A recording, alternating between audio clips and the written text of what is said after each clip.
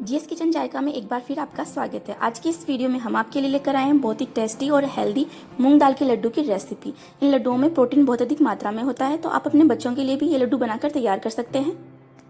लड्डू बनाने के लिए हमने ये लगभग 250 ग्राम धुली हुई मूंग दाल को हमने 4 घंटे के लिए पानी में भिगोकर रखा था और इसका पानी हमने निकाल कर इसको अच्छी तरह से साफ कर लिया है।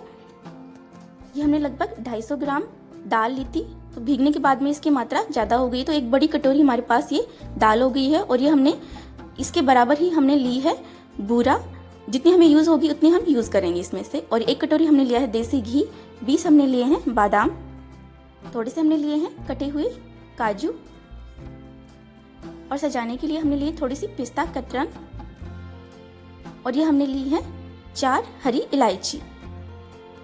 इलायची को हम छीलकर इसका छिलका हटा देंगे और इसका पाउडर बना लेंगे। बादाम को भी हम पीस लेते हैं अच्छी तरह से, और जो दाल है इसको भी हम पीस कर इसका स्मूथ पेस्ट बनाकर तैयार कर लेते हैं। तो देखिए हमने इलायची का पाउडर बना लिया है, बादाम को भी हमने पीस लिया है मिक्सर में, और ये हमने दाल का भी स्मूथ पेस्ट बनाकर तैयार कर लिया है। तो इस तरह से आप अच्छी तरह से पीस कर इसका स्मूथ पेस्ट बनाकर तैयार कर लें। अब हमने एक कढ़ाई रखी है गैस पर, गैस को हम ऑन कर देते हैं और अब हम इसमें डालेंगे घी। इसमें से हम थोड़ा घी वापस निकाल लेते हैं, क्योंकि हम सारा घी एक साथ नहीं डालेंगे। एक बार थोड़ा घी डालेंगे, उसके बाद में अगर हमें मिक्सचर थोड़ा ड्राई लगेगा तो हम इसमें और घी डाल लेंगे। तो हाई फ्लेम पर हम अच्छी तरह से घी को गर्म होने देते हैं। तो देखिए घी अच्छी तरह से गर्म हो गया है। अब हम गैस की फ्लेम को लो कर देंगे और लो फ्लेम पर हमें ये लड्डू तैयार करने हैं। तो अब हमने ये जो दाल पीस कर पेस्ट बनाया था ये हम घी में डाल देते हैं और इसको हम इस तरह से लगातार चलाते हुए हम इसे भुनेंगे घी में। और इस तरह से हम लो फ्लेम पर लगातार चलाते हुए इसे भुनेंगे जब तक कि दाल का कलर थोड़ा सा चेंज हो जाएगा और इससे दाल भुनने की महक आने लगेगी और इससे घी भी थोड़ा सा सेपरेट होने लगेगा। तब तक हम इसे लो टू मीडियम फ्लेम पर हम इसे पकाएंगे। लो फ्लेम रखेंगे, अगर आपको लगता है कि टाइम ज़्यादा लग रहा है तो इसे थोड़ा सा और आप बढ़ा सकते हैं फ्लेम को। तो इस तरह से लगातार चलाते हुए हम इसे भून लेंगे। दाल के लड्डू बनाना बहुत ही आसान है और खाने में भी बहुत ही टेस्टी होते हैं और बहुत ही पौष्टिक भी होते हैं। इनमें बहुत सारा प्रोटीन होता है, आप खा सकते हैं, बच्चों के लिए भी आप बनाकर ये स्टोर कर सकते हैं। तो एक बार आप ये लड्डू बनाकर 20 से 25 दिन तक इनको आसानी से स्टोर करके आप खा सकते हैं। इस तरह से हम लगातार चलाते हुए दाल को अच्छी तरह से भून लेते हैं।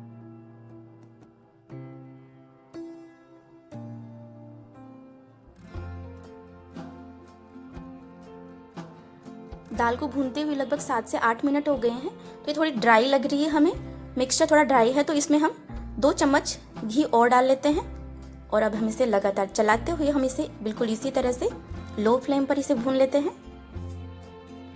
तो इस तरह से अगर आपको मिक्सचर थोड़ा ड्राई लगे तो इसमें आप बाद में घी थोड़ा और डाल सकते हैं। तो देखिए दाल को भूनते हुए लगभग 15 से 16 मिनट हो गए हैं और ये थोड़ी भुनने लग गई है, तो थोड़ा ड्राई लग रहा है हमें, तो इसमें थोड़ा सा घी और डाल देते हैं और इसे लगातार चलाते हुए हम थोड़ा सा और भून लेते हैं।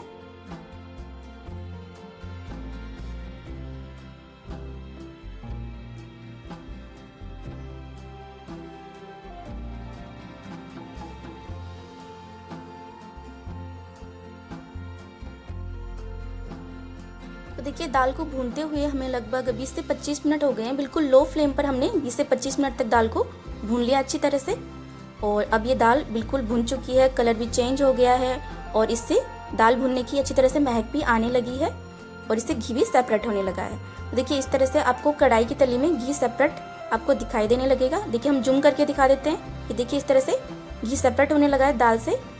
तो दाल बिल्कुल भुनकर तैयार है। तो देखिए दाल अच्छी तरह से भुनकर तैयार हो गई है।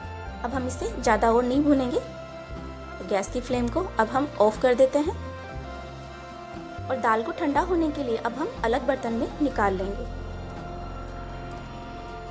तो देखिए हमने मिक्सचर को अलग बर्तन में निकाल लिया है। अब इसे हम थोड़ा सा ठंडा होने देंगे, लगभग 1 मिनट ही हमें ठंडा करेंगे, ज़्यादा ठंडा नहीं करना है इसे।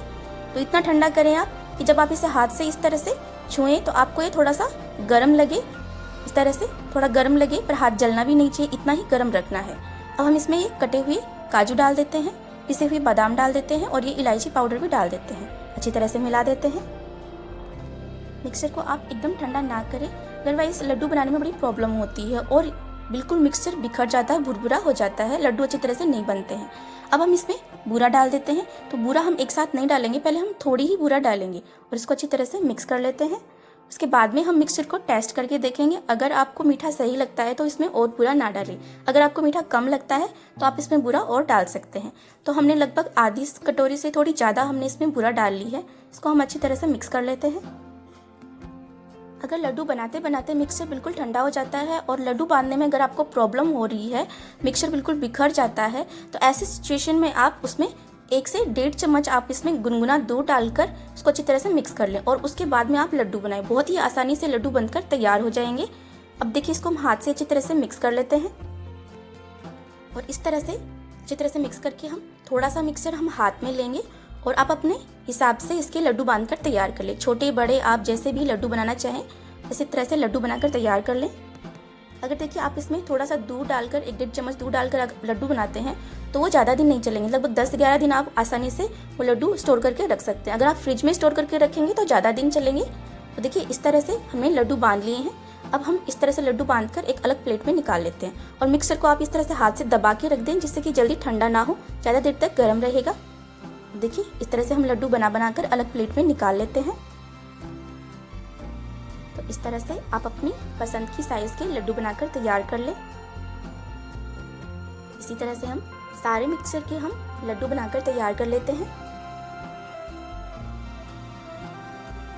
तो देखिए, हमने इस तरह से लड्डू बनाकर तैयार कर लिए हैं। अभी जो पिस्ता कतरन है इससे हम इनको सजाएंगे। इस तरह से कतरन रखकर हल्का से इसे दबा दें जिससे कि इसमें सेट हो जाए। आप चाहें तो जब आप मिक्सचर में काजू बादाम वगैरह डालते हैं तभी आप इसमें पिस्ता कतरन भी डालकर लड्डू बनाकर तैयार कर सकते हैं, या फिर आप चाहें तो इस तरह से बाद में इनकी गार्निश भी कर सकते हैं। तो इस तरह से बहुत ही टेस्टी और बहुत ही हेल्दी लड्डू बिल्कुल बनकर तैयार हो गए हैं। अगर आपको आज की हमारी ये रेसिपी अच्छी लगी हो तो इसे लाइक और शेयर ज़रूर कीजिएगा।